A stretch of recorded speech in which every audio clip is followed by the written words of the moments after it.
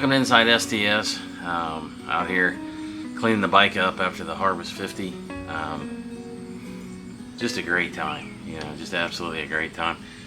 Pat up there at along with Team Nebo Ridge, you guys just did a fantastic job.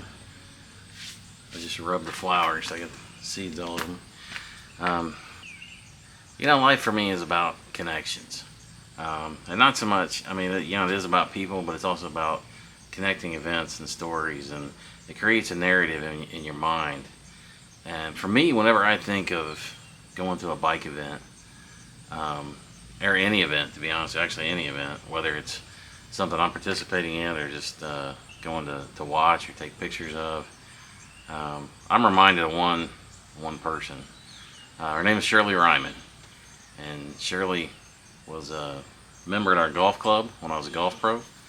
And the first day that I met Shirley, she was one of those people that was super up tempo, super quick paced, and would talk real fast. And that ain't me, if you can't tell. I got a lot of Indiana hillbilly here. But Shirley scared the living crap out of me the first time I met her. And I got talking with our other pro, and he's like, "Man, Andy, she's cool." I said, "You just got to get to know her." And I did. It took a little bit of time. You have to build trust with people. And one day I got talking to her because I knew she was a runner. I said, "Yeah, Shirley, I started running."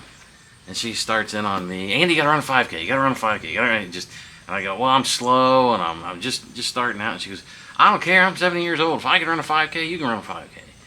And so we did. We started doing it. Unfortunately, back in 2007, Shirley passed away. And one of the most special events I ever participated in. It was special to me, nobody else, because I was there dedicating it to the person who got me talked into doing it. And when I think about doing a bike event, and so for me in the Harvest 50, going into that, I'm taking Shirley with me,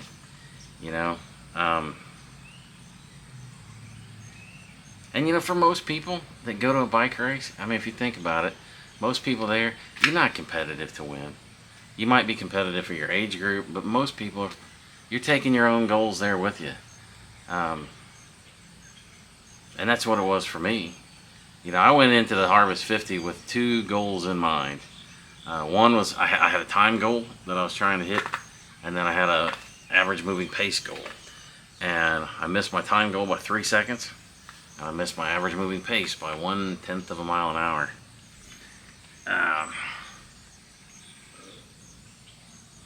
And it doesn't bother me. It doesn't bother me at all that I missed those, because it makes me hungry, and I can walk away with a story. When I was, people would ask me about golf, and they'd say, "Why would you play golf?" And there's always someone saying, all you got to do is you got to hit one good shot, and then you'll be back. And I don't think that's the case. I think what it is you got to have a story. And I walked away telling stories. Not competitive for the entire race. I actually been injured quite a bit and not been able to train. Not that I'm that fast to begin with. And so I did. I walked away with some stories of things that I could tell.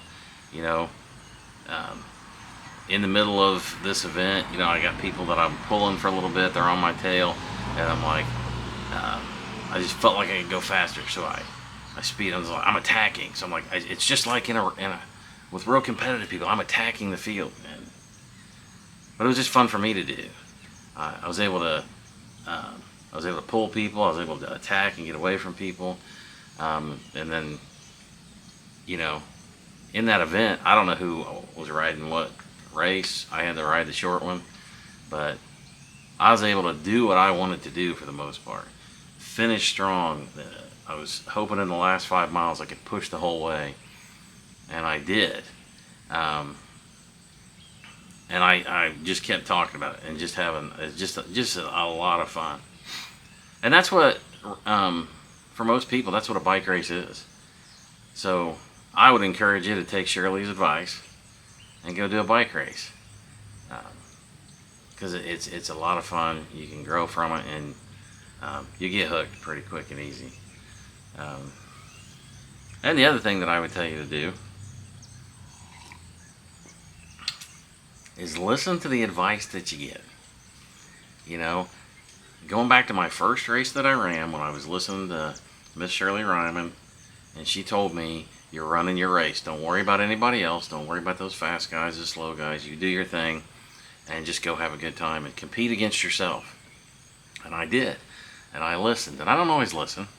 One of the things that Matt said in one of our videos, Matt Tanner, is he said you ought to recon the finish. Well, we were a vendor, so we were there hanging out and talking to people, so I didn't even get to warm up, and I didn't recon the finish. But there's a stretch of that event that's an out and back, so once we got to a certain point, I'd already been on that road, and it's, I don't know, the last 4 miles or so, so I knew what was coming, and it made a world of difference. I would have just been pushing based on what the Wahoo was saying, but what I was able to do, since I kind of knew, is there was at one point where I knew how I wanted to finish, so I need to rest here for a second because I need to go up this short incline and then be able to push to the end. Had I not done that, had it been a different route, who knows how to finish. But it was so much more satisfying having that advice from Tanner, and I accidentally did it, but then the advice that I didn't listen to is I had my bike ready, I set my tire pressures, and I got told by Mr. Matt Tanner that I had a little too much air. And I was like, yeah, maybe I should. I'll let it out to where he was talking about. And I just didn't get around to it.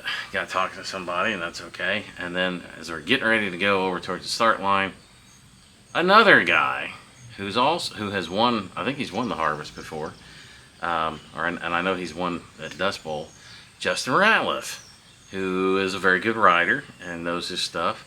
And he came up and said, I think those are a little bit firm on the tires. You might want to cut a little air. And I made my decision based on my experience, which I was wrong about anyway.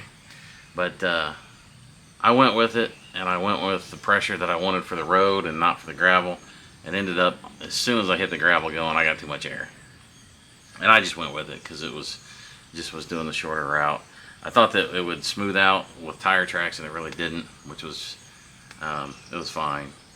But yeah, listen to good advice, always. And when they're as good as Matt and Justin, listen to those guys.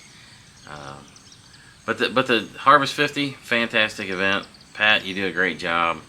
I definitely recommend anybody in the area, and if you're not in the area, come over and see us. It's a good time. So here it is. Check out some video that we took from the Harvest 50 and get an idea of what a fun time this is.